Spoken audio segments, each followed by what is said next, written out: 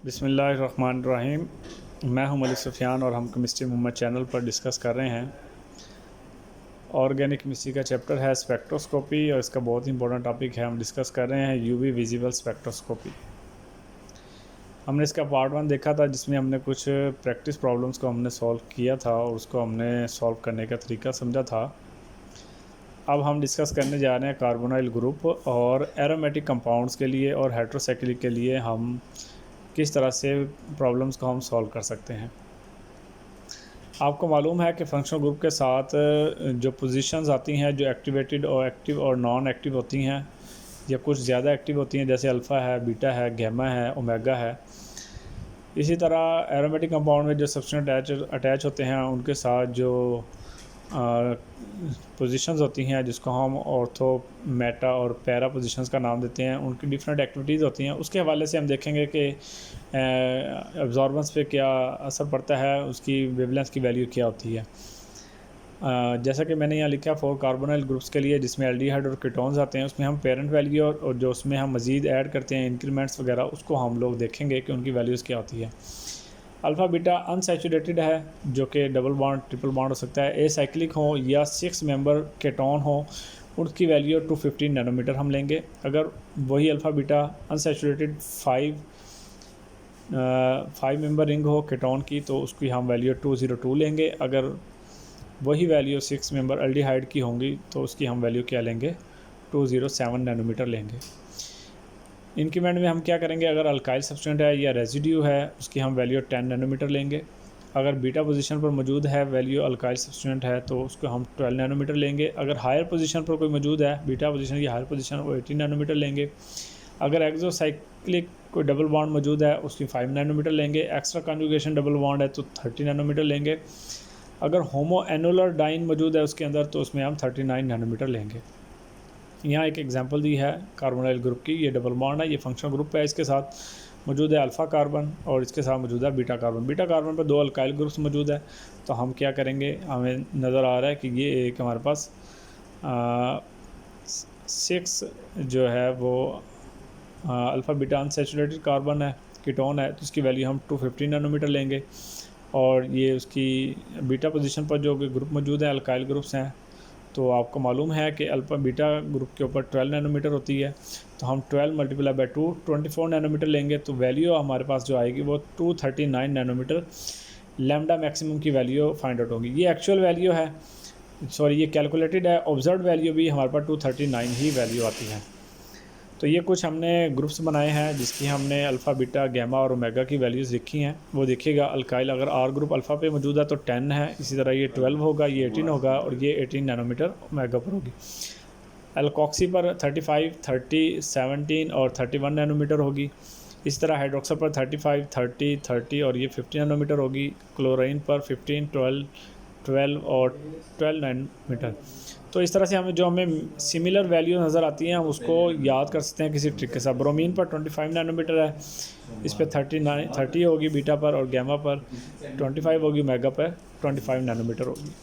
तो इन वैल्यूज़ को अगर हम कोई ट्रिक्स बना लेते हैं तो उसको आसानी से हम इसको याद कर सकते हैं।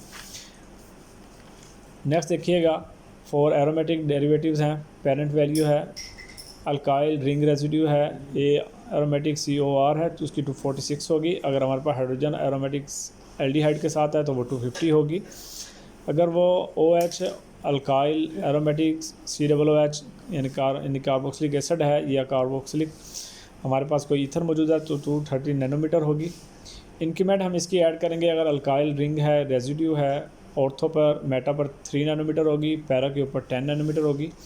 इसी तरह हाइड्रोक्सल ग्रुप अगर अल्काइल मौजूद है ऑर्थो मेटा पोजीशन पर 7 नैनोमीटर लेंगे, पैरा पे हम 25 नैनोमीटर लेंगे, ऑर्थो मेटा पे हम 23 नैनोमीटर लेंगे और पैरा पे हम क्या लेंगे 58 नैनोमीटर NH2 का अमाइन का।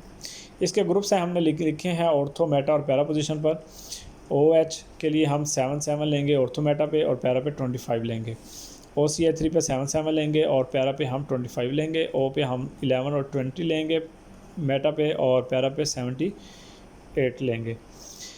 इसी तरह क्लोरीन पे हम 0 लेंगे और पैरा पे 10 लेंगे। ब्रोमीन पे हम 2 लेंगे और यहाँ पे 15 लेंगे। और इस तरह NH2 पे हम 13 लेंगे और पैरा पे 58 लेंगे। यहाँ पर मैंने एक एग्जांपल लिखी है एरोमेटिक कंपाउंड है COCH3 यहाँ पर मौजूद है, और OHO एक मेटा पोजीशन पर है और एक पैरा पोजीशन पर है।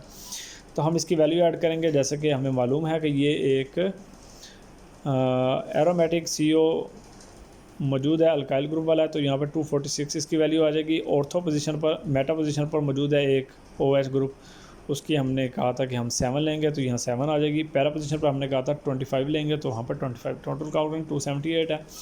ये कैलकुलेटेड वैल्यू है, ऑब्जर्व वैल्यू भी तकरीबन उसी के करीब है।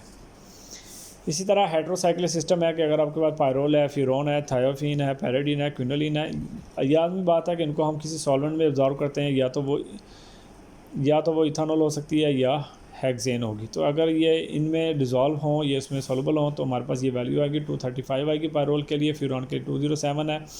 ये पोजीशन के हिसाब से 227, 231, 237 हो सकती है। ये 251, 256 हो सकती है।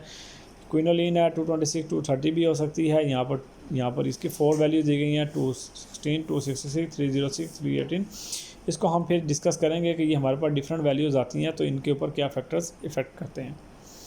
यहाँ पर मैंने 4 एग्जांपल दिए हैं, उसको देखिएगा। ये एक कार्बोनाइल ग्रुप मौजूद है, इसके ऊपर ये फंक्शनल ग्रुप है, ये अल्फ़ा कार्बन है और ये बीटा कार्बन है। तो हम ए साइक्लिक कीटोन है, 215 वैल्यू आ जाएगी। अल्फ़ा के ऊपर हमारे पास CH3 मौजूद है, तो यहाँ पर 10 नैनोमीटर आएगा। बी पर मौजूद हैं, वो 2 मौजूद हैं, 1, 2, तो यहाँ पर 24 उसकी क्या आ जाएगी, वैल्यू आ जाएगी। टोटल काउंट करेंगे 249 होगी इसकी वैल्यू है लैम्डा मैक्सिमम की। इसी तरह ये एक कीटोन मौजूद है और इसके ऊपर ये अल्फ़ा है, ये बीटा है, ये गैमा है और ये ओमेगा मौजूद है। तो 6 मेंबर रिंग है, 215 नैनोमीटर आएगी। एक्स्ट्रा डबल बॉन्ड मौजूद है, तो इसकी 30 नैनोमीटर होगी। होमोसाइक्लिक है, तो उसकी वैल्यू 39 आएगी। इसी तरह एक रिंग रेजिड्यू मौजूद है, वो 18 आ जाएगा हमारे पास। और लैम्डा मैक्सिमम की वैल्यू हम टोटल करेंगे तो हमारे पास 302 की वैल्यू आ जाएगी।